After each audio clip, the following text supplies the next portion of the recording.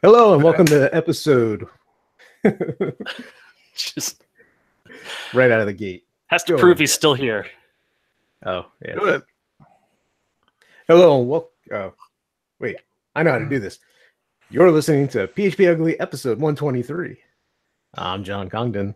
Happy to be here. With me, as always, is Tom Rideout Hey, I'm happy you're here too. and the plug puller, Eric Van Johnson. Ooh, that okay. Opening with a story. Wait, can we just have a couple private moments? Is that possible? No. I don't think anything's ever private. It's not meant to be. Everything is shared on the air, on So line. nobody had anything exciting to happen this week. I guess we can just wrap the show up early. Yes. Nothing to talk about. I'm ready. Tired, ready for bed. Let's go ahead and just jump into it since you've already let the cat out the bag there, Congdon. You scooped yourself. It's not like we're trying to have a show here to draw people in. No, just go ahead and give them the stuff away for free. Why don't you? Just do that. Share a story with my family and friends. Whatever. Selfish. You're killing me. Literally, apparently, I'm literally killing you. That is good to hear. I've only heard that about a dozen times now. Boy, it feels better every time somebody says it to me. Yeah. So what are you drinking there, Eric? I'm drinking scotch, Thomas. I've got a nice Tangerine Express Stone. Nice. What do you I've have got there? What do you have there, John? Got a wonderful bottle of water. Not Very tasty and refreshing. not drinking. It's like water. It's just scotch flavored water. Yeah, it's aged water. Yeah. Nah, figure take it easy for a little bit on the old drinking. Why is that? as people like they either know or they're pulling their hair out. Had a little incident this past weekend. My birthday was on Monday. Big incident. Happy birthday. Yeah, happy birthday. You're getting older, John. Yeah, except for the Think fact about your that health. Saturday night I decided that's a perfect time to have a heart attack. No. Okay, it was a minor heart attack. Obviously, I'm fine. I'm talking to you bozos still, so it's all good.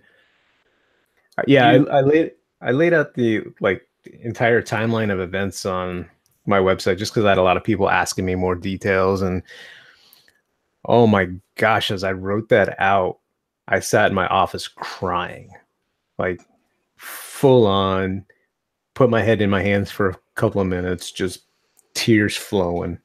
It was All right, well, try to keep it incredible. together for the show, because I will make fun of you if you start crying here on the show. Yeah. I don't And think that's possible to do. it'll be weird because I'll be muting it throughout the edit.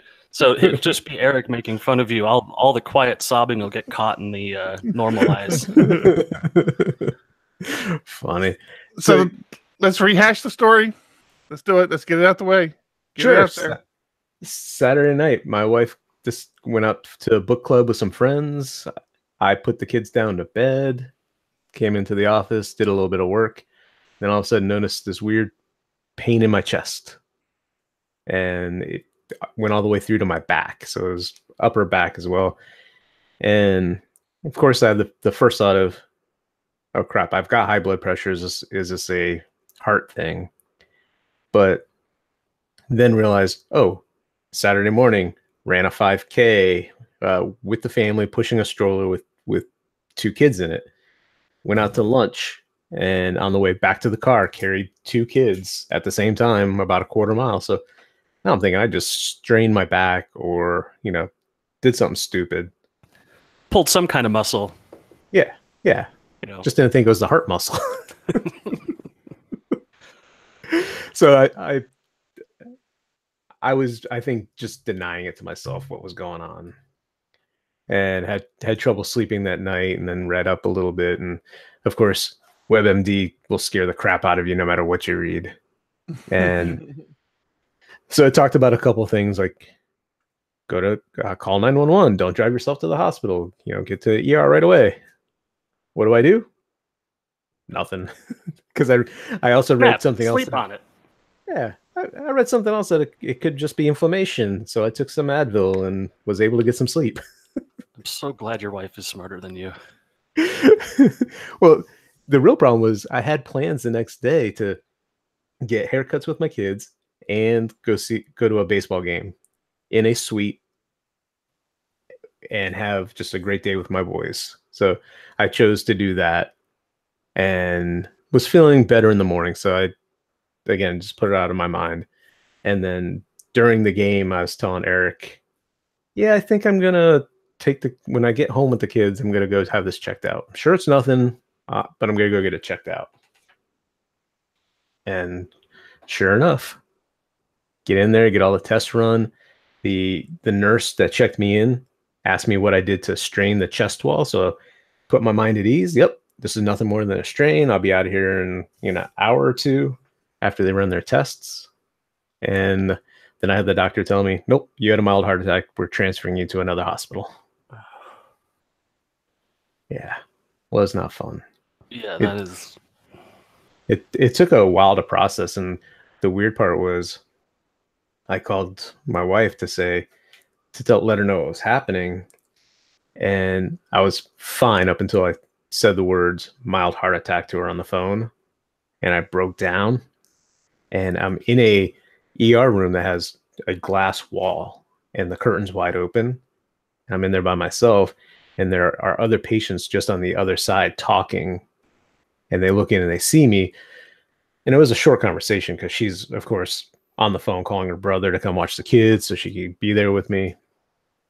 And after I hung up with her, I was just trying to compose myself, trying to calm down. And the patients outside the window are like knocking, like, are you okay? Do you need us to get a nurse for you? I'm fine. It was not a fun time. So you said in your post that you were feeling 95% better, but told yourself you were feeling 100% better. Yeah, I think there was still a little, because it wasn't pain. That was the big thing. It wasn't pain in the chest. It was discomfort. And I felt like if I cracked my back, it felt better for a period of time and then would start hurting again. So Sunday morning, I was just convincing myself I was okay enough, or I was okay, and I was going to go through with my plans for the day, take the kids to the ball game and have a great day with them. So, I think it's fair to say that if you watch the podcast and you were just to throw like a guess out there, which one of us would have a heart attack first, you're at the bottom of the list. Yeah. That's what I was talking about. I'm like, how unfair can life be? It's like you have John. The guy goes out, plays Ultimate a couple times a week. We've talked in the past several times about how stringent and adamant he is about a balanced work-life schedule. Eats well. He's just he's not a beacon of good health, but he works hard at being healthy. You got me, the big ass slob who works 15, 16 hours a day, doesn't get his fat ass off a chair, even though I have a standing desk. I never use it because standing is too much, exerts too much energy. So I just he pulls up a bar stool when he switches to the standing desk. I haven't run. I can't tell you the last time I ran. I mean, there hasn't been a big enough dog yet to make me run anywhere. It's just ridiculous. I'm substantially older than John is. I mean, I don't want to throw out ages there, but he did just have his 41st birthday. I'm just, I'm not going to say how old he is exactly, but he's 41. And it's just, to hear this, to get that message from John. 42. Like, you're not very good at math, but that's okay. Where is this coming from? How does this happen? The camera Yeah. adds a year. How does what happen? How does being 42 happen? No, how do you end up with the heart attack of Oh, us? Of the three of us? I thought you were making a Why- joke about making a mistake on the age. No, I was Um, trying to play through, but as usual, thanks for pointing out my flaws constantly, John. I don't know You're what I welcome. would do without you. You're Gee, welcome. So I've come to the conclusion that it's 95% hereditary. My grandfather had a heart attack in his 60s. My dad had a heart attack with a 5-way bypass in his 50s. My uncle, my dad's brother, had a heart attack in his 30s. So it was pretty much bound to happen. So I would imagine, given the nerds that we are, that you're pretty much an expert on heart attacks now. Nope. No? No, not at all. You haven't spent just the last several days sitting there reading? No, I don't want to know. I put my head in the sand. My wife's reading way too much. It's like, I know what I need to do. I'm now on a cocktail of medications that I'm taking constantly, which I need to go take one right now. We'll hold. I got up behind your back. I gotta pull back on the drinking a little bit and cut back on the red meat. Red meat's my downfall right there. When I go out to dinner, I'm often gonna get a steak. Go ahead. What are you gonna say? David was chiming in on the Discord channel saying that the virtual reality John looks just like you, and it's almost like you're still here. Almost. So, yeah, that was a big news. It was not fun. I did get a very big surprise in the hospital. Monday night after the angiogram that I had to stay a second night. My wife left, and I'm just falling asleep off peacefully. I finally don't have I have the IV needles in my arm, but I'm not connected to anything, so I can move around a little more freely. Drifting off to sleep, and who walks in? Eric barges into my room trying to pull plugs. I told you.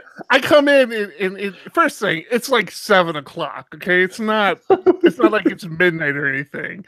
But you know how it is. You're in the hospital. You can't get out of bed. So 7 o'clock is bedtime. So I come in. I don't barge in. I slip in. There's a groggy John, and all I do is I reach over. I'm like, "Shh, go back to sleep. I'm gonna unplug a few things. You had a good life. Let go." It was really nice seeing you. It was unexpected. I was gonna say that's a lot better than if John Cena showed up, or Captain America, like Chris Evans in full Captain America, because then the doctors didn't tell you the whole truth. Something way worse is going on. You think you're in full recovery and the Avengers show up? That's not a good sign. I'm so confused now. That threw me for a loop. Whatever. So yeah, I just kept unplugging his phone. That's all there was to unplug. So yeah, pretty much the same thing as unplugging me. He pulled through. So you were at the hospital Monday night or Sunday night? Started Sunday night. So I went to the ER Sunday evening, and then stayed over. I was transferred to a hospital with a cardiac unit. Stayed overnight and had the angiogram Monday morning, which was my actual birthday. So that's literally so confusing. My entire birthday was in the hospital, and then recovery was that night for monitoring, and went home the next day. I was home before lunch. I think I left around 10:15, 10:20.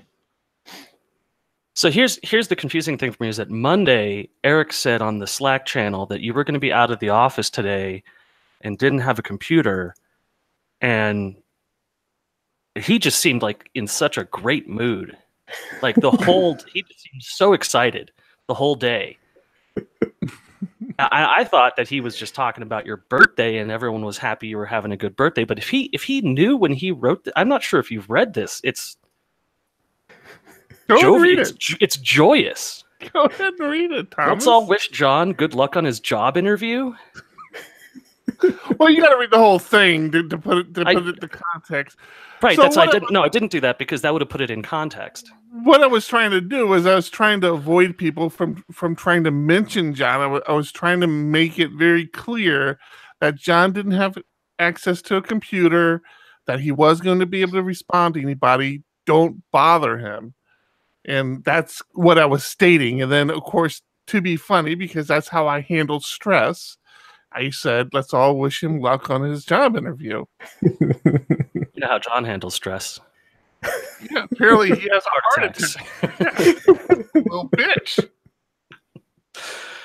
Yeah, what's this? 938 said, typical John half-assing it, couldn't go the extra mile and have a major heart attack. I mean, come on, if you're going to do something, put some effort into it. That was after I told everyone I had a mild heart attack, right? Who the fuck wrote that? How insensitive could somebody possibly be? You're right. You know, we did open this with me talking about how if I get too insensitive, you have to let me know. But Eric's really set the bar high. Thanks. Appreciate that. Yeah.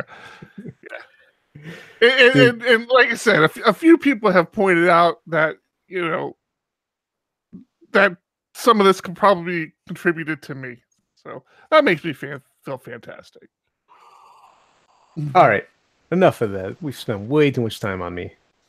No, we're not done. We're not done. Oh, so done. No. So how's your mental state? I mean, like, beyond this is a terrifying thing to happen. Like, I was back to work yesterday morning, and I've been fine. Went to the cardiologist today. I thought I wouldn't be able to lift the kids or do anything strenuous for 2 weeks. But talked to him today. He's like, no, you can lift the kids, which takes a huge burden off of my wife because she was, having to get the 2-year-old in and out of the crib every single day, which normally I get, we share that. Yeah, I'm sure that was a really big concern for her.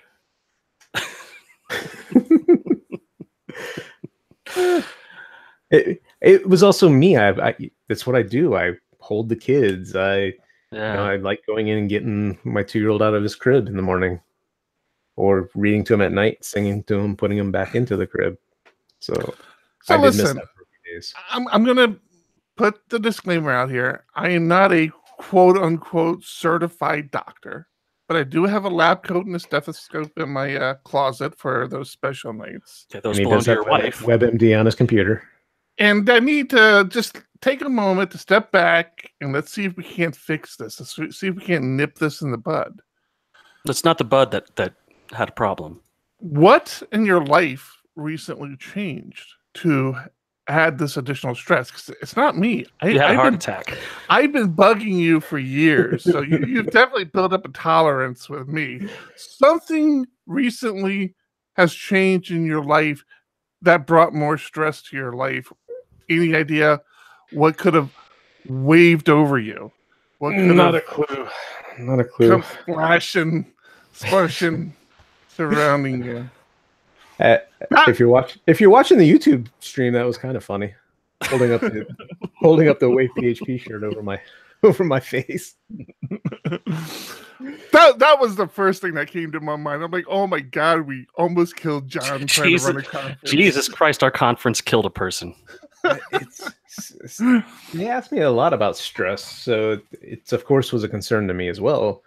But at this point, I'm like, but I'm 2 weeks out from that, and the stress, once we got through it, felt like completely gone. But maybe it was the stress before it building up that contributed something. I really don't know. It was the stress that was keeping the blood pumping, and then once the stress was gone, all the pressure relieved, and just. I tell you what, I am honestly coming down off of a high from Wave PHP. I'm feeling it this week. Like during Wave PHP and for like the week after, it was like euphoric for me, and now I'm crashing, man. I feel like this must be like what rock stars feel like when their career is like over, because it's like it was like so fantastic. I was so excited, and It was just so, I felt so complete as a person. Like now I sit down at my desk. I did it this week. I sat down at my desk. I opened up Storm. I started doing some coding. I'm like, this sucks, man. I want to be doing the conference again.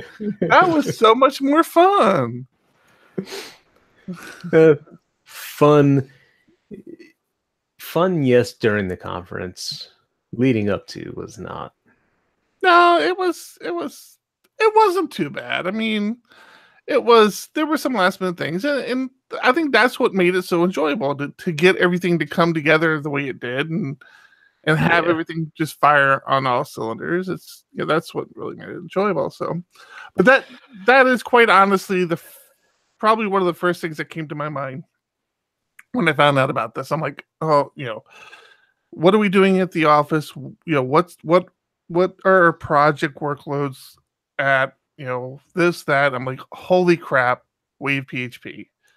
Yeah, do we really take another moment to evaluate our commitment to continue to move forward with Wave PHP? Yeah, it's things like that. It was crazy.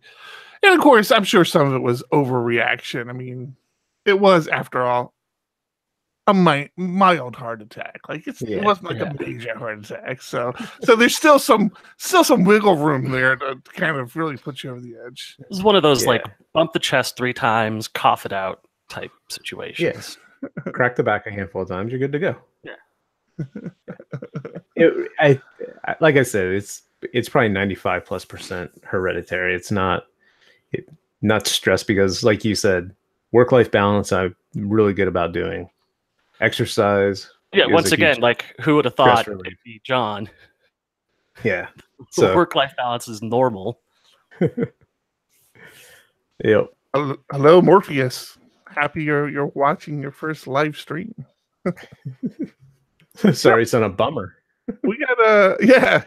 Normally it's the show is better than this. It's good, but it's not these kumbaya eat healthy moments. Yeah. Thanks for ruining my doom and gloom segment, though. Really just trampled that one. Oh yeah. Actually, I should have waited until you started your doom and gloom segment. Like, nope, I'm gonna trump that one. Save it for the end. Got to hang out with John a little bit yesterday. He's just like, stop standing around corners and screaming. I'm not too soon. I'm like, what? Why are you popping bubble wrap right now? That seems unnecessary. Yeah, he decided he's going to try and add a little more stress into our marriage here. He wants to muscle stronger. That's what you do. You just now he wants to commit us to over a year lease in an office space. You've ruined the surprise. That's okay. There's other surprises. Oh my goodness. Looks like we're gonna have a DiegoDev office again. A real genuine office this time, not just a room, an office. Yeah, not renting one of the like co-working spaces. Yeah, it's gonna be really weird. It is. It's gonna be. I mean, it's like just like thinking about the things. So I'm sorry. I think I'm getting ahead. So yeah, to John's point, we've been looking at office spaces for a while now. At DiegoDev. I mean, it's probably been, for me, it's been about 6 months. I've been looking at spaces easily, and it's still one of these things where nobody's going to be required to come into the office, but we do get a lot of requests from developers of wanting a place to work from time to time, wanting a place to get together and brainstorm from time to time, and so I don't know. I felt like we were at a point where it wouldn't hurt us to have an office. There's the money aspect of it, but so we've been looking, and that's one of the things I think. Well, I know John and I have settled on a place now, and it's going to be a while before we can move in because they're gonna do some work to the office for us and get it set up. They got to install that automatic defibrillator thing. Exactly. Want to put one of those on the wall, yeah. But yeah, it's weird. It's like John and I were talking about it. I'm like, we gotta buy furniture. Like it's one of these offices where all you're getting is a space. You know, you've gotta pay your own electric bill. You got to pay your internet. You got to put furniture in there.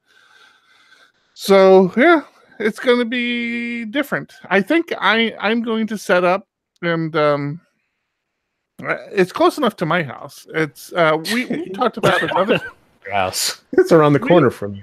We talked about another place we're looking at, which was actually closer to my place, but. Yeah, I think I'm probably gonna go full hog in there for a while and see how I like it. But yeah, it's gonna be fun. You got to come back down, Thomas, and check it out.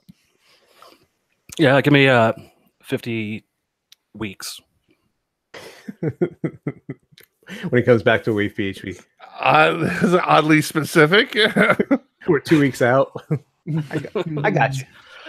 I'm counting down. I've got a little countdown timer for myself. Except we are talking about possibly moving the dates. Actually, the organizers of Cascadia PHP reached out to us because we were back to backs. There was Cascadia PHP the week before, and then, which was literally your greatest fear, setting up the dates in the first place. Right, and Northeast PHP was the same days as ours.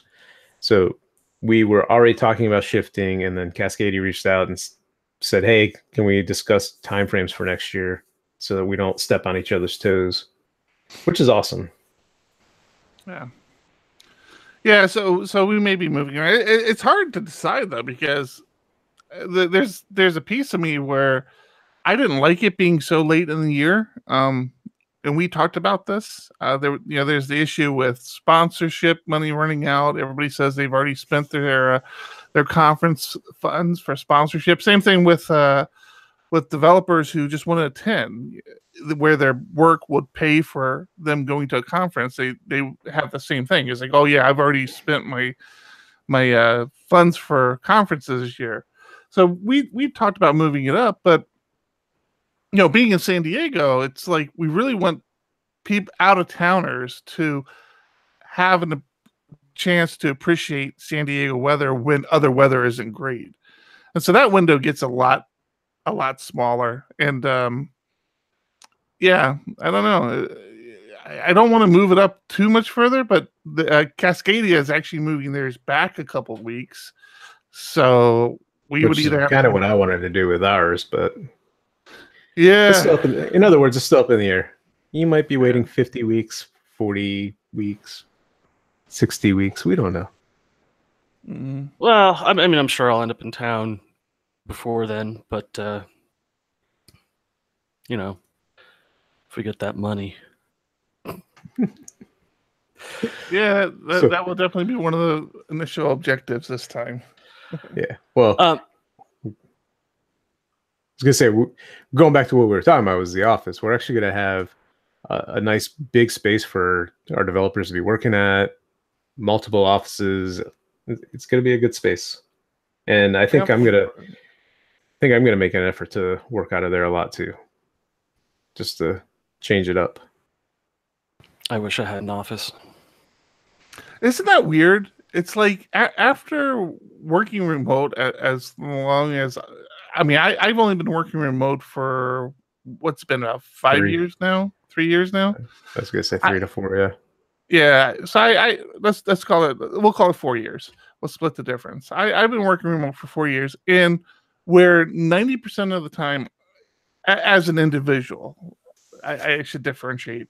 As an individual, 90% of the time, I love it.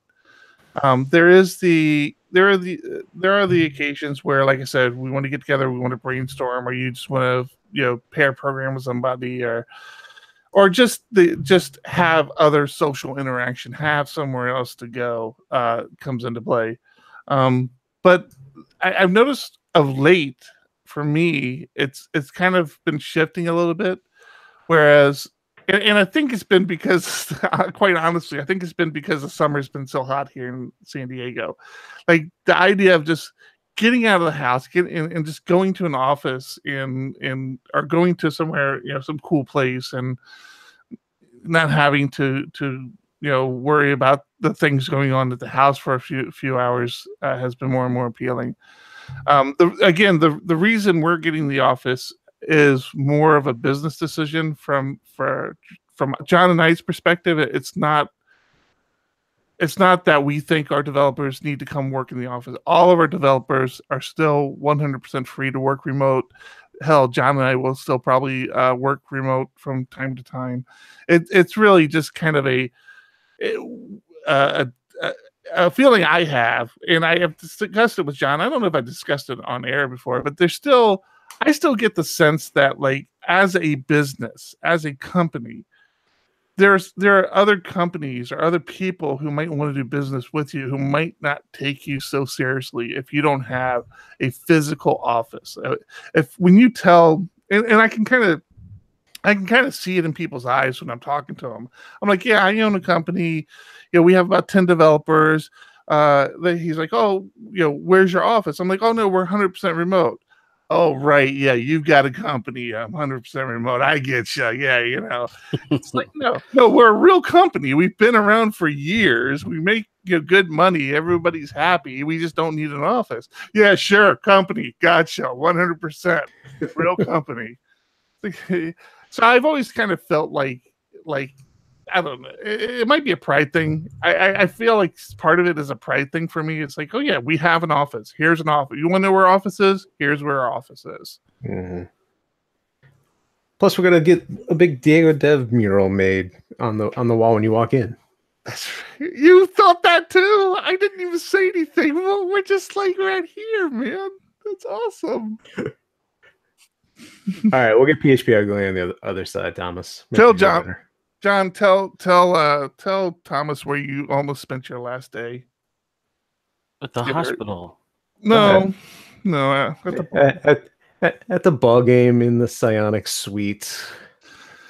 It was a Psionic suite, and they had it pimped out with Rocket League on the wall. A little video game Fortnite or whatever it's called. What's it called? Rocket League, yeah. I was actually appalled when I walked in there and realized who the suite belonged to. I'm like, wait a minute, John. I think these Psionics guys are tied to this Rocket Group team thing. and to piss Eric off even more, I remember going to our first baseball game together, and he loved doing the pitching thing where they measure how fast you're throwing the ball. Mm-hmm, pitching area box thingy, buy 3 balls for $5 or whatever. Yeah, Psionics kind of said, get rid of that, and we're going to put in some Rocket League. Nice. Yeah, they did. They totally did. So now there's a sectioned off place you can walk in there. You can play a little Rocket League instead of watching open to the public, no less. So I tell you what I did. As soon as I realized where I was, 12 innings later, I was out of there. 12 innings. I bailed. I said, this is it. I'm leaving. Crawling on his knees. All the traffic clears. I'm walking out. Is that keg still open? Is that keg? I have to wait. I was surprised. I was actually, and I mean, so first thing, if you've never been to a suite at a baseball game, I'm a baseball fan. I love going to baseball games just in general. The suite ruins you. You go to a suite and you're like, I've been a scrub my entire life. This is how real people live. That's the point of it, isn't it? It's supposed to make you feel inferior. But they have does a good job.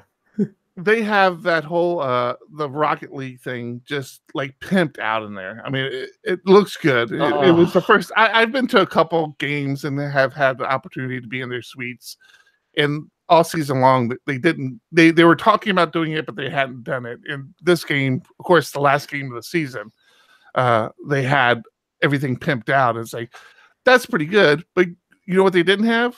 They didn't have Rocket League in there in the suite. It's like, what? How is that possible? How do you not actually have the game here in the suite? Well, there's a giant window that faces a baseball field. Well, there's also a huge television, which always gets turned to another station and is never on the game. Yeah, because the game's on the other giant television that takes up a whole wall. That's made out of glass. There's a television there that people don't watch the game on, that they could be playing their little video chess game on. No one actually likes baseball. I think it's chess. I don't know what the game is. I've never played it. Rocket chess. Rocket chess. Yeah. That's an idea for a spinoff. So Thomas, had I not been having a heart attack that day, I probably would have taken some pictures for you. like drop 3 ranks. Thanks, heart attack. I didn't even think about that. Like, are you jealous? We're here. You should have just taken one of me looking grumpy in front of the wall. That one wall was gorgeous, like the wall in the main room. Keep in mind, Thomas, you have your own bathroom in the suites. Like, you don't even need to walk outside. There's like a bathroom in this refrigerator in the suite. Literally the only way you'll get me to a baseball game. It's man, I'm so envious of people. I've always been envious of people in the suites, and now I'm just more so. It's like it's like flying first class. It's like you should never fly first class because you can never fly again unless it's first class. Yeah, I got upgraded to first class once, and that was the worst. You should never do that. You should never get a taste of it unless you can fully commit. Don't get a taste of it unless you can fully commit. I remember working at my last job that I had when I was in Florida and going to a convention and being flown first class. And I was like, this is the way to live. I didn't have to pay for the ticket at all. It was perfect. Especially when you're going to a convention where all you're going to do is be drinking there. So, do we want to talk about any coding stuff? Any development stuff? Guess what month it is. We got criticized. We got criticized last. We got criticized last week. We're like, what's going on with PHP Ugly? For like the last couple of shows, they've been talking about development. Yes. Now, don't you feel bad? You gave John a heart attack. It's Hacktoberfest. It's Hacktoberfest. Hey, John, you need to throw some heart attack links in the show notes, like your blog post and crap like that. Yeah, how not to have a heart attack. It's Hacktoberfest. I don't remember this in the past. I went to Hacktoberfest. I logged in. You log in with your GitHub account. There's actually you can actually see your progress now on the Hacktoberfest site, hacktoberfest.digitalocean.com. If you log in, you have a stats page, and it shows you how many PRs you have open, how many participating repositories you're contributing to, challenge completions to date. That's depressing. Yeah, mine's all empty. I need to. Mine says divide by 0 error. Yeah. I thought that was cool. So, Laravel is all over Hacktoberfest for translations. So I know we have a lot of foreign listeners, a lot of people in Japan and Brazil and other places.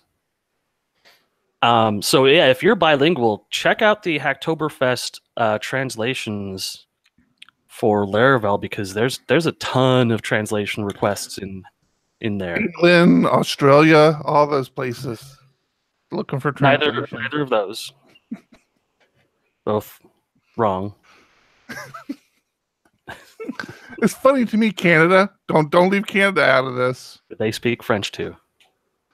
And not from what I hear. All my Canadian friends that I speak to say there are very few pockets of Canada that adhere to French, but most of them forget it by the time they're out of school. Do you mean Sean? I have more than one Canadian friend. Sean? I have more than one Canadian friend. I think you mean Sean. I just realized he's deaf. Most of my friends are out of this country. I don't know what that says about me. Like people who are like local to me don't seem to want to be my friend. I don't know why that is exactly. Well, no, they start out local, then they move away from you. I've noticed. That's true. I love the idea of you asking Sean if anyone speaks French, and he just says, "Not that I've heard." So You're such a dick. People call me the dick. You're the dick. Honestly, had you not known, let you know if you're being insensitive. There you go. Had I not told you that he was deaf, I had no idea. I had no idea, right? No, the guy is a magician. I mean, he's not 100% deaf. I always say he's 100% deaf because I exaggerate things. well, he's got the cochlear implants, though. I mean, without those, he is. And no, he's not 100% deaf even without those. He's corrected me on this in the past. What? But he showed me his interface to that thing, and like I'm envious. I'm like, I want hearing aids. That's cool. I want those. He's got like bionic ears, man. He can change the direction of what he's listening to, and he can filter out certain things. I mean, he's got all these different filters and interfaces on his phone that he uses for the. And I don't speak the clearest English, and I mumble a lot, and it's just, I know this. I know I have a speech impediment. Whiskey does not count as a speech impediment. He hardly ever has a problem understanding me. He listens. It's amazing. Does it work as a Bluetooth speaker though? Can he like play music from his phone? Yeah, right? Yeah. What? So, matter of fact, that's what confuses, because what it doesn't do is it doesn't do both. That's my understanding. So when he's listening to music, even better, noise canceling built in. Right, when he's listening to music, his wife will start talking to him, and then he's got to switch it over, and she realizes, oh, you were listening to me this whole time. You're listening to music. But yes, it does. It works like that. Wow. Yeah, it's crazy, Okay, man. so now I'm getting envious.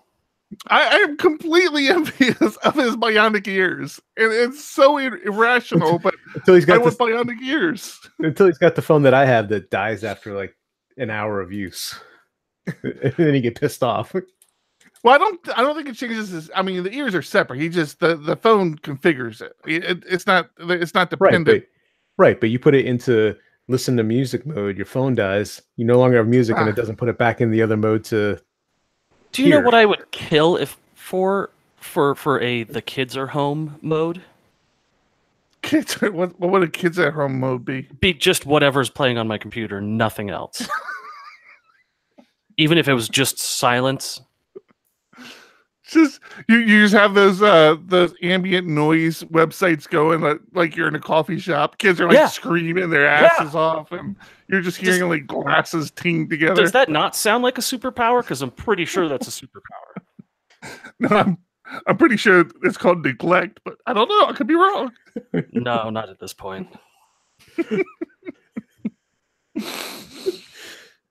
I talked to a cop here in Colorado once, and I was telling him problems I was having. He just looked at me and said, you can beat them here, right?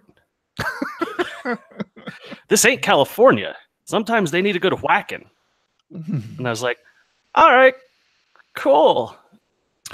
I was interested to learn, to kind of change subjects. I was interested to learn that a few of our conference attendees took advantage of California's cannabis law while they were here. And I had jokingly said a couple times that we should mention that, like just kind of remind people that pot is legal here in California, just to see if it, perked any interests. I was even going to go as far as to call the hotel and try to get an understanding of what the rules were around it, because there are laws in California. You can't in a commercial location. Right. It's got to be your house. It basically has to be where you live. It has to be a resident. Yeah, exactly. So, which is not true in Canada. They just ruled that any place you can smoke cigarettes, you can smoke marijuana. No, they didn't. Did they really? Absolutely did. Interesting. So, have you signed that lease yet? Because we can move to Canada. I'm down for that. Dude, I was loving Vancouver, man. Vancouver was absolutely gorgeous. It would not take me a lot to move to Vancouver. I can tell you that right now. Beautiful, felt velvety. The streets were paved with my hands, man. Yeah, so it was interesting to hear a couple of people take advantage of it, but I don't know. I'm curious how much of a draw that would be. Like if we made a bigger deal out of it. Like if we had a day where we had like a field trip to a dispensary or something, if that would appeal to anybody. We'll take you, or we'll tell you how to get there, but you're not allowed to smoke it anywhere. You're not allowed to. Or it's gonna be a field trip back to Eric's house. Actually, and I also saw. Well, if you're taking a field trip to Eric's house, you might as well just invade his stash. LAX posted that they're no longer searching for or confiscating cannabis. That their rules are it's legal here in this state where we're patrolling. You just need to be aware that wherever you land, it might not be legal, but they will not confiscate, take, imprison anything if you go through airport security with cannabis at LAX. Is personal use quantities. Right. That's the restriction of the law in California anyway. Now, here's the thing, though, is that while that's the LAX policy, however, Homeland Security is a federal organization, and marijuana is still Schedule C. So, if Homeland Security was ordered to start enforcing this as a felony, it doesn't matter what LAX's policy is. Homeland Security is going to roll you. Well, and my question to that was, if they know you're getting on a plane, let's say they know you're going to a state like Texas where it's 100% illegal, it's like, would you really trust that they wouldn't call ahead and say, hey, watch for this dude with the corn? It's just like, it's, I don't know. I wouldn't trust the government. I wouldn't feel it. I think the place where this makes the most sense is the e-cigarette cartridges that are weed, where you can just say, oh, no, it's not. And LAX isn't going to harass you about it. Yeah. So it's like, I don't know. Until it gets federally recognized, I'm not taking any risks. That's not happening anytime soon. You don't think? No, I mean, at least 4 years. States, with all the states that are dropping one by one, it's still at least 4 years. Don't forget that the evangelical vote is what's propping up this whole administration. What's hysterical is my mother and sister live in Arizona, which is the next state over. You can conceal carry a bazooka in Arizona without any license or anything. It's your God-given right as an American to conceal carry in Arizona. And I've gone, and you don't even have to conceal carry. You can openly carry. It doesn't have. It's not like, hey, if you're going to carry a gun, conceal it. No, you can just carry. You can conceal it or you cannot conceal it. And I've been in a store, which it was actually an AT&T store, and she's like, yeah, technically he's not supposed to be in here with that. We have a sign out front, but I'm sitting in a store, and this old guy comes down, sits down, and has like this 45 on his hip, just strapped to his hip. I'm like, oh. It's like, why does this guy have a gun here? What's going on? but all that's perfectly fine. But let's not legalize cannabis in Arizona because it might mess with your shooting. Well, yeah, it might impact your aim when you're shooting people. So it's crazy, man. You can't defend your family while high off your ass. I'm still so adamant. I think you have this in Colorado, and I've expressed my concerns about it there as a motorcycle rider. Sitting in Arizona, the speed limits there are like 75. I think there's even a road that's like 80 miles an hour. Guys flying down these roads on motorcycles, no helmet, no, in shorts and flip flops. That's all they're wearing. No helmet, no nothing. 80 miles an hour down the freeway. Oh, that's perfectly fine, but. Don't be in a protected car where you're in a roll cage and covered by all the safety equipment, airbags, blah, blah, blah. Don't be in that car without a seatbelt. And by God's sake, don't have cannabis in that car because, none of that's good. But that guy carrying a gun in his waistband and no helmet at 80 miles an hour down the freeway. The gun's flopping out of the holster because he's hitting bumps. Good God. It just, Jesus. I don't know.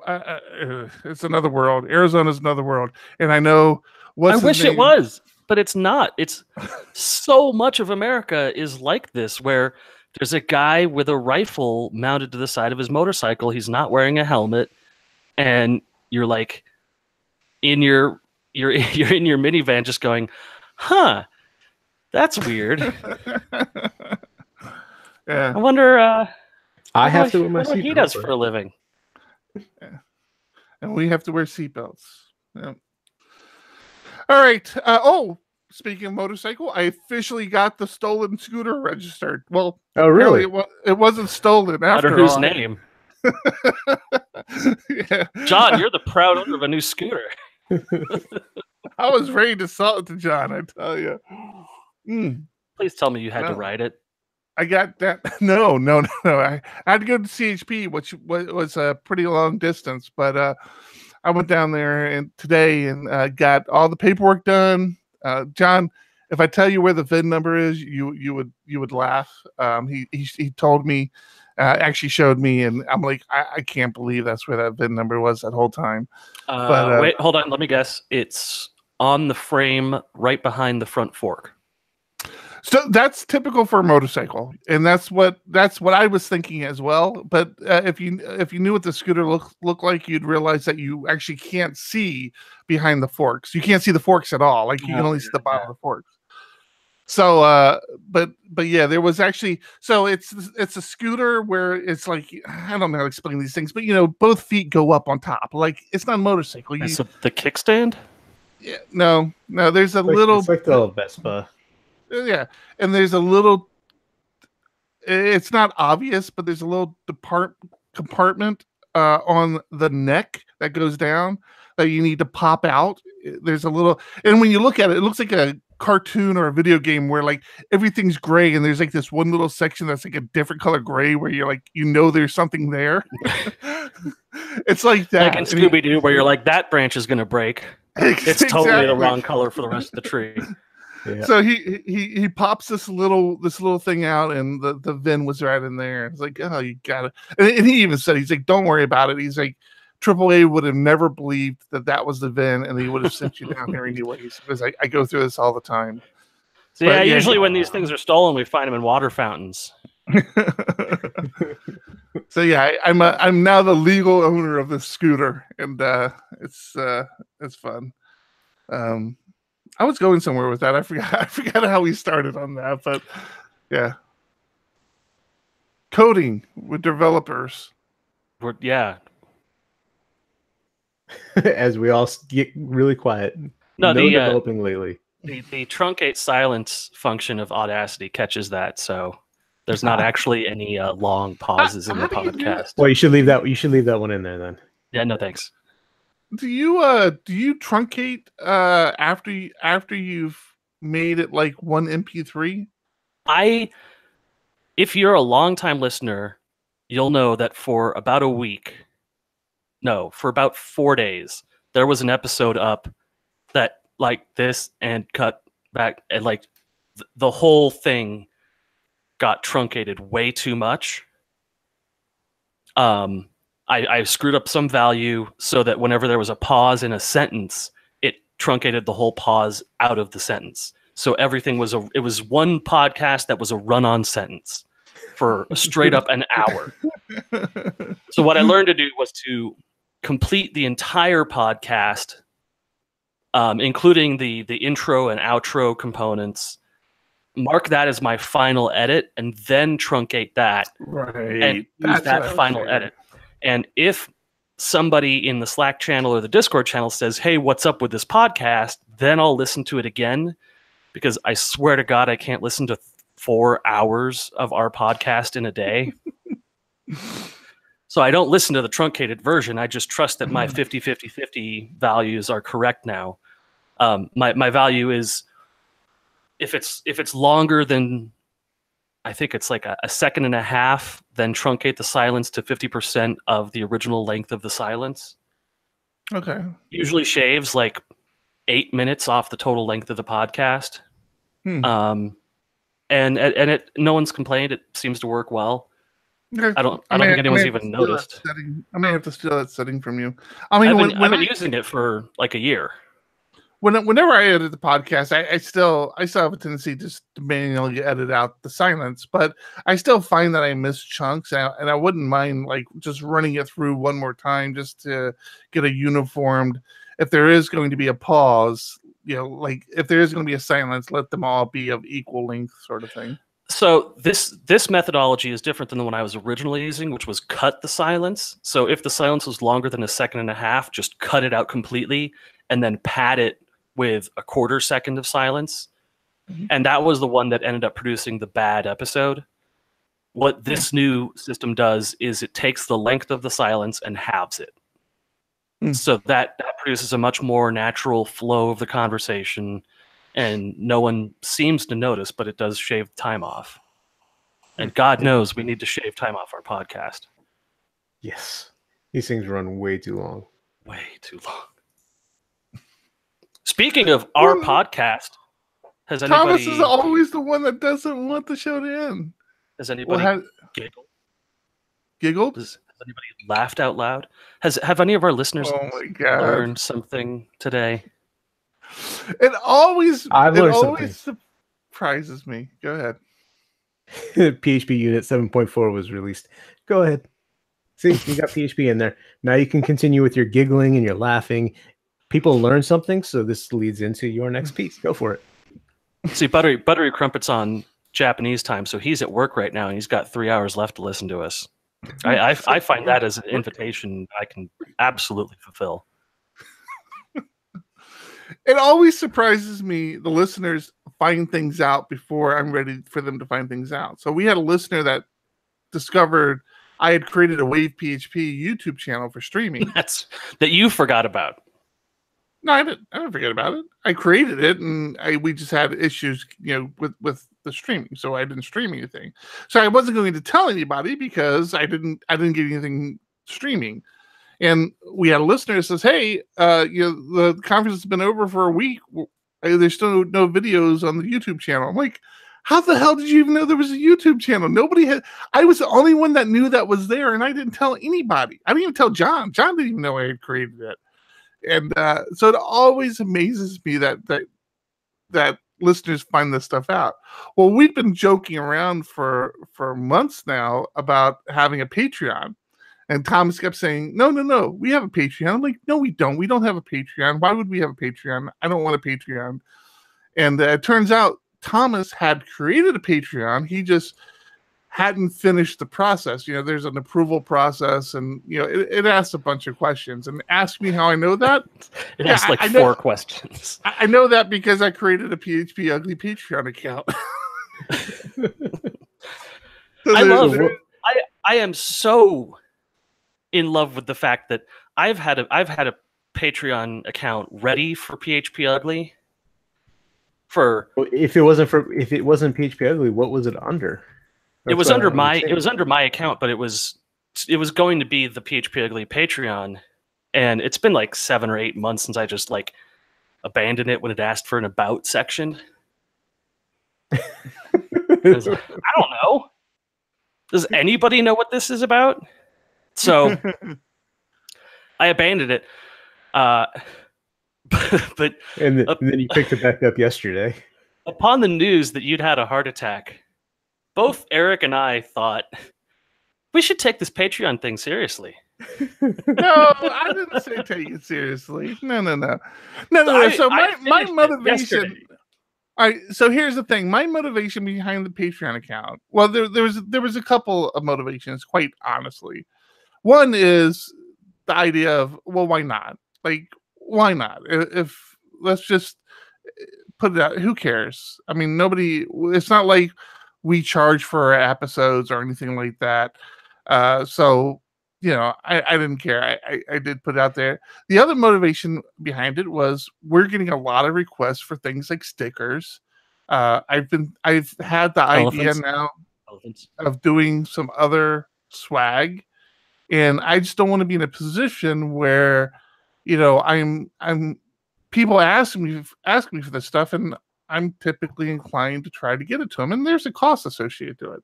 So I'm like, okay, well, okay, if you're going to be, I'm going to create a Patreon level where if you become, this level, we will send you stickers, and to cover the costs of postage. That's what you'll get. And if we do more swag, then maybe we'll make those more levels. But yeah, I mean, I don't have a lot of expectations for it. It was just kind of a fun thing to do. I do want to encourage, if you are a creator of content out there, to think about doing this stuff, because there is nothing wrong with getting paid for doing it. I just don't really that was never really the objective of our podcasts. I mean, this is always just really for the three of us to talk and have fun. But I went ahead and opened it up anyways, just because I thought it'd be fun. We'll be adding levels, and maybe we will start to add content specific for Patreons. I have a lot of ideas now that Wave is over. There's a few things I want to fast track that I've been procrastinating on because I wanted to get through Wave, and doing some more things with the show are among those. So we may create Patreon content, but I promise you it will never be like permanently exclusive, like timed exclusives. Yeah, I don't want to be that. I don't want to be, oh yeah, you have to pay to see this. It won't be that. That's for my other Patreon. Yeah, exactly. Pictures I can't put on Instagram. Yeah, so we have exactly 0 Patreon followers right now, and how many do you think we'll have in 2 weeks? 0 times 0 is 0. We'll have at least one. I'll create another account and put one out there. I'll tell my mom. I'm like, Mom, I need some money. Mom. Tommy needs a new microphone. But if you do have any ideas, anything you want that you think would fit in a Patreon solution, let us know. You do get a nice little handle in Discord. I gave Patreon access to our Discord to be able to tag people, so I don't know what that looks like. None of us are tagged as Patreon because we don't contribute to our own show. Oh no. Yeah. So I'm open to ideas. I'm open to suggestions, but it's out there. Patreon.com/PHPUgly if you're interested. But yeah, feel free to let us know. Say, hey, if you add this to Patreon, I would be willing to subscribe, or I don't even know what you call it, become a Patreon or whatever it's called.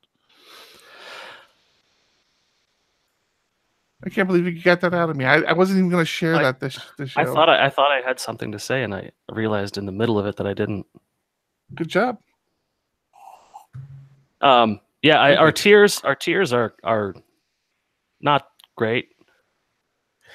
Tier names. Our tier titles. names are not great. Yeah, it's a work in progress. So yeah, this is the beta version. Exactly. But I think at $10 a month, Thomas would pair program with you. Thomas? Yeah, I would. And at $50 a month, Thomas will let you pair program with him.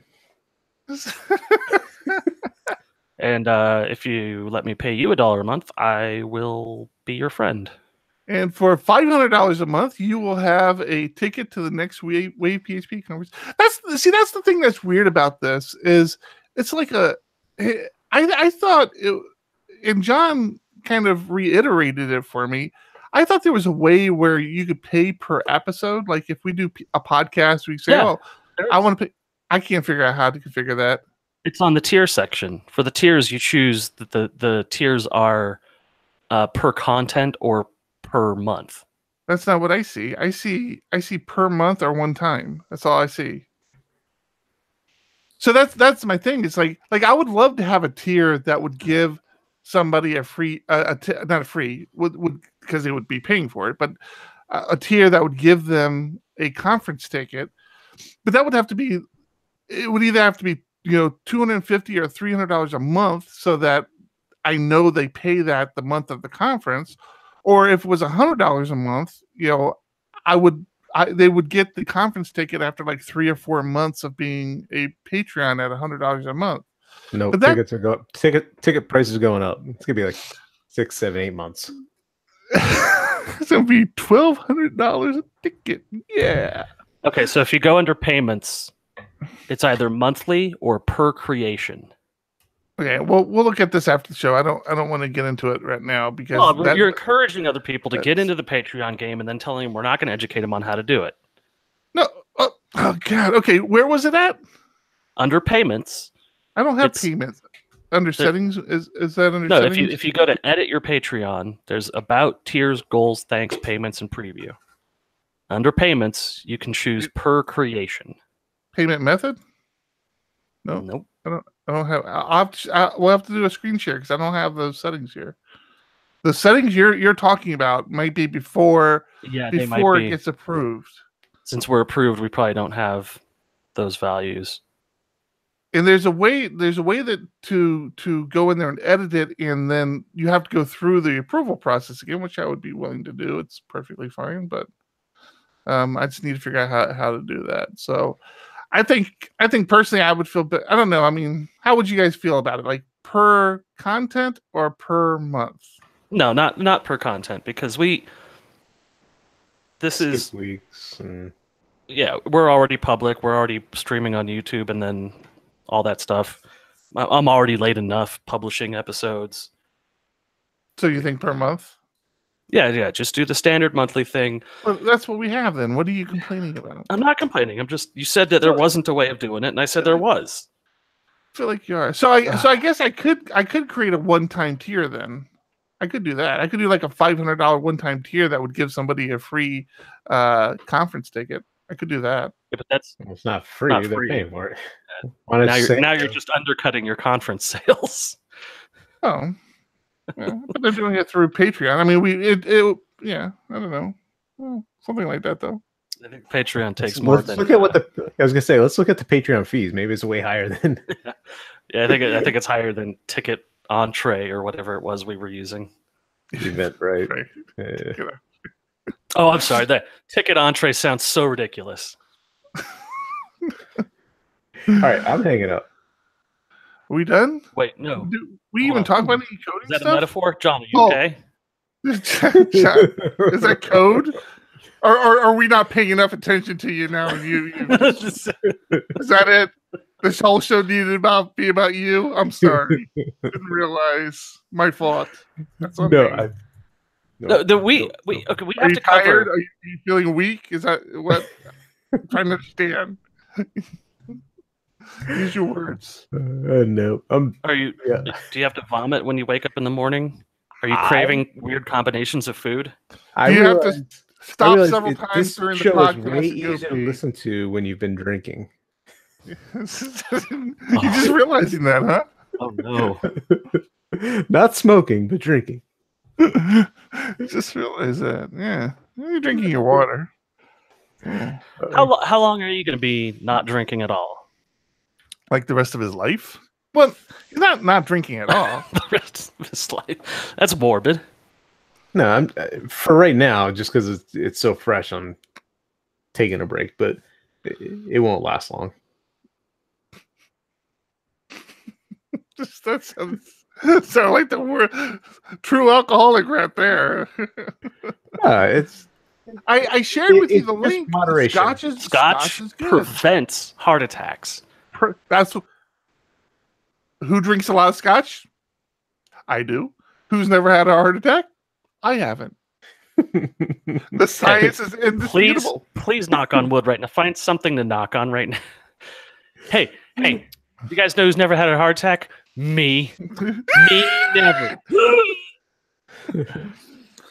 Please. The shit I've been through, a heart attack would be welcome. Yeah. Don't say that. Okay. All right. Okay. There's been stuff. What stuff? Rasmus? Elon. Well, Rasmus, I'd love to hear about. What are we talking about, Elon? All right, we're talking about one thing. Because I called it. You didn't call it. Did call it. Nope. Did not call it. No, you had a conspiracy theory about Elon, about him trying to drive down the prices. You never called the fact that he would be booted as CEO. You didn't call that. You lie. It's fake news. Thomas Rideout. Fake news. And you're muted. That would have flowed so much better if you had not muted yourself. He set the stock price at 420 because he thought it'd be funny. And the SEC said, oh, that's not funny. Rasmus, tell me about Rasmus, Eric. Rasmus doesn't like frameworks. I mean, is that really the end of, like, because this video is what, like an hour and a half long? No, I don't know. Is that 3 minutes and 40? I should have watched this then. and he does say it's. I don't know if he uses the word a necessary evil, but he does say that he acknowledges why people use frameworks, but he says all frameworks suck. Like he's not a fan of anyone. He didn't call anyone out in particular, and I always find those comments interesting. Now, Rasmus, again, we're talking completely different level he developer. Wrote PHP in C, so right. Like if you were to think of a crazy project where someone wrote PHP in Rust and like the whole thing and how well they probably understand PHP, he wrote it in C the original time. Right. So, but the thing I always find interesting from people who say all frameworks suck, don't ever use a framework. It's like, okay, how did you come to that conclusion? What frameworks did you use? Oh, I don't use frameworks. Well, how do you know they suck? If you don't use them and you're adamant against them, how do you know that they've changed so much over the last few years, especially with the introduction of Composer? And just to have Pig. Yeah, just to have these blanket statements of, they're these horrible things. And Rasmus doesn't go that far. He just says all the frameworks suck. He doesn't say you're a bad developer for using them or anything like that. But I've heard other people say that. But does he give? But is there any background? Because I haven't watched the video either. Is there any data to back up his claim? No, it's more of an opinion of his opinion. And where I was getting at is I'd really be curious about what frameworks he looked at when he made that decision. Or when he came to that conclusion. I mean, has he looked at any of the modern frameworks? Has he looked at anything, recent? And does he still feel that way? Because there are frameworks out there now that try to be compliant and I don't know. And to be fair, the video that you linked to is 3 years old. Well, is it really 3 years old? Well, almost 3 years old. It's so 2 I wonder years, if 9 months. I wonder how this ended up on my stream then. I wonder if his opinion has changed. Because it came through Reddit, and Reddit loves to recycle content. But that's probably right. Yeah. This was a speech in 2013. Basically, pre-Composer. So this is before the revolution that PHP had with Composer, Laravel, etc. How'd you know it was from 2013? Because I'm looking at the YouTube video itself. The comment section of the YouTube video, wherein the first comment is Laravel 5.5. And then it goes downhill from there. You see different comments than I do, because that's not what I'm seeing. Well, the pinned comment, I don't count. Oh, yeah. Okay. I see what you're saying. Yeah. Oh, yeah. Laravel 5.5. And then, okay. Just because somebody says 2013, I wonder if there's something in the video that said that. Laravel is a bloated beast. Really? I don't agree with that. Yeah, I do. Watch me. You think Laravel's bloated? Well, he released Lumen. Oh, which is Laravel minus bloat. You have to include it. It's not minus bloat. It's just more. It's removed some features and stuff. But what do you consider bloat? I mean, is Eloquent bloat? What are you considering bloat? People consider anything you're not using. Yeah, anything that's included by default that you're unlikely to. Then all frameworks are bloated. Then in that Symfony case. isn't anymore. Symfony specifically took actions to address that and split the latest version of the framework up into components only. There's no Symfony Lite anymore because Symfony itself is Symfony Lite.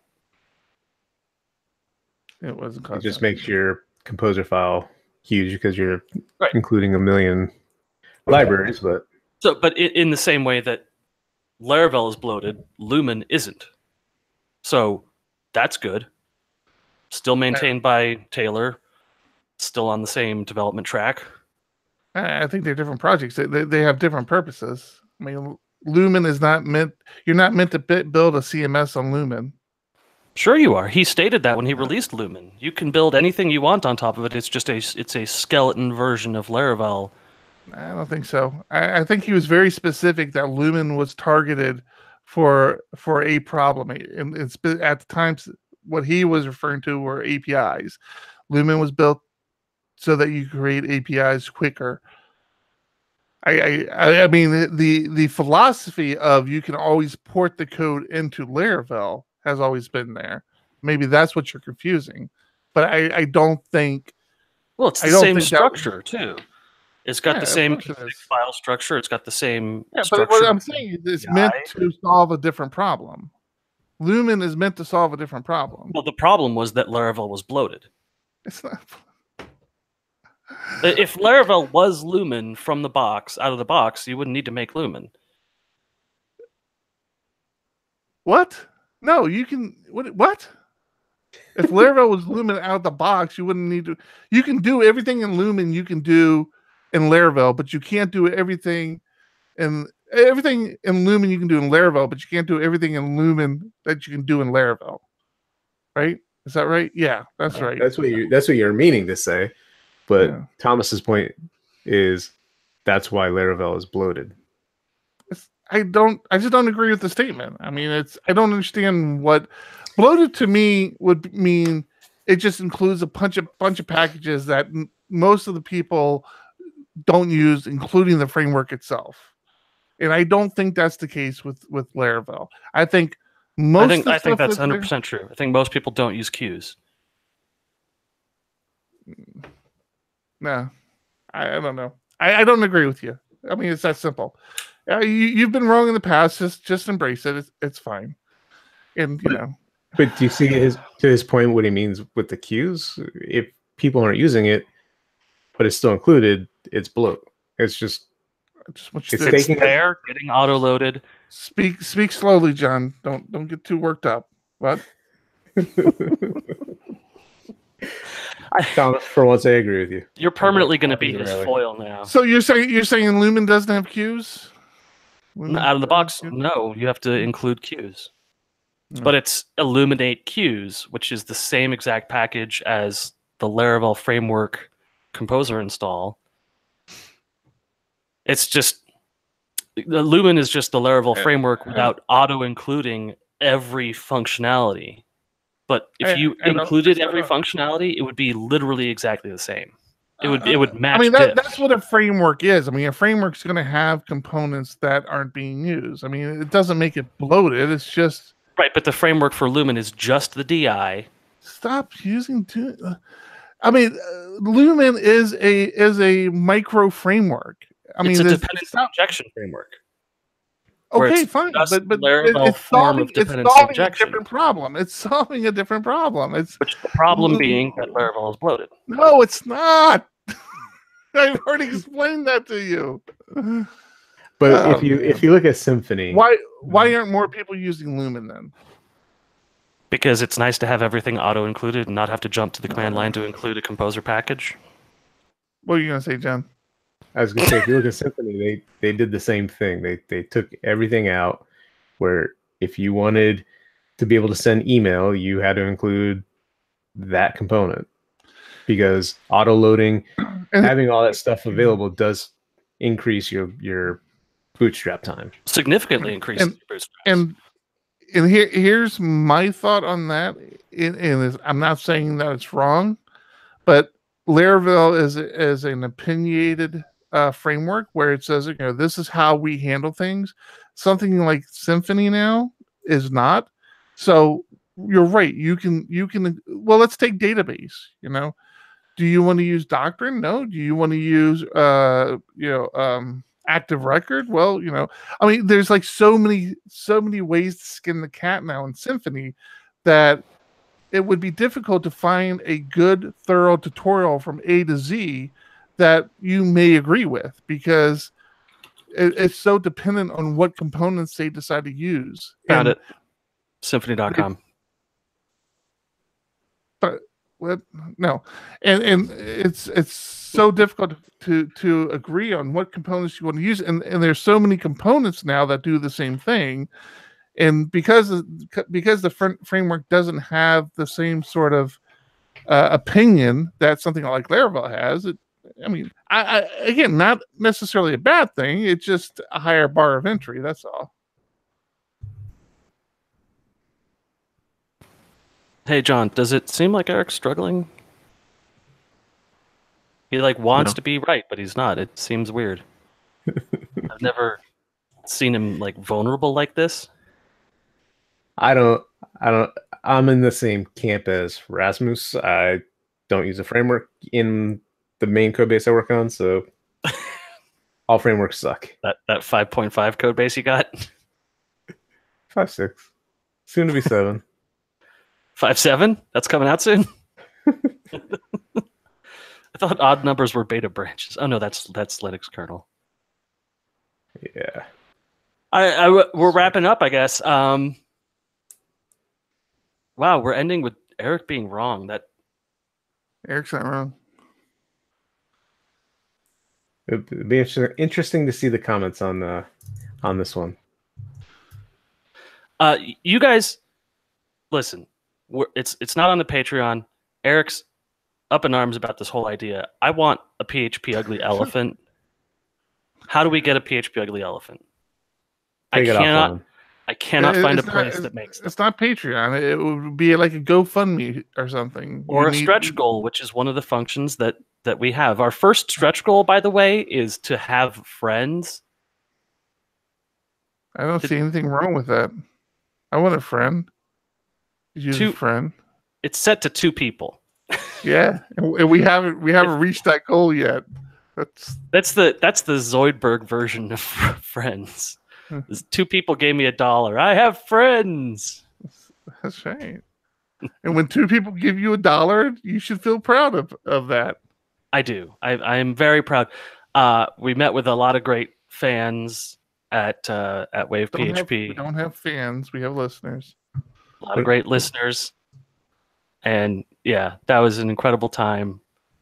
So what do the goals actually do? Nothing.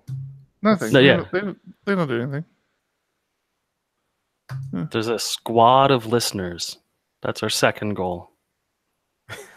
We have a squad. We can set goals. We can say it's going to cost this much to get elephants made. They're going to cost this much per person, and you get a $2 discount on the batch. That's an easy stretch goal to. All right, fine. Episode's over. Jesus. Boy, I'm Tom Rideout. You guys know how to kill an episode. And me. I'm John Congdon. I'm Eric Van Johnson. Keep it ugly. I'm stopping local. Oh, I did that an hour ago. Oh shit! I almost closed my local before exporting it. That would have been bad. What are you recording? Audacity? Yeah. Lets me set the bit rates and stuff. You guys gotta name your files with just your first name instead of the full string that it exports as by default. Why? Because when I'm editing, there's a little bar that has the name of the file, but it's just long enough to catch the full date and not your names. So I don't know whose audio track is whose, and it takes me a couple minutes to get them synced up. Gotcha.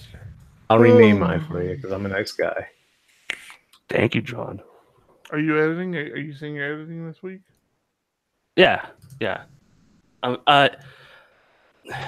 There's a less than 0 chance of my week being very, very bad. In which case I'd have to just throw it to somebody. Less than 0 chance? Yeah. That makes sense. I'm so confused on that. Are we off air? We got to go off air for that. Okay. Yeah, we're not off yet. Love you all on the Discord. Bye. He doesn't. He thinks you guys are all bloatware.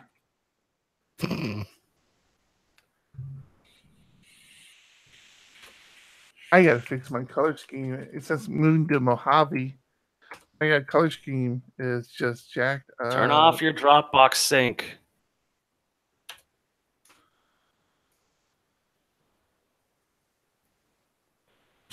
Are you taking us off air or are you leaving us on? I was gonna leave us on, but you guys want to go off air? Let's go off air.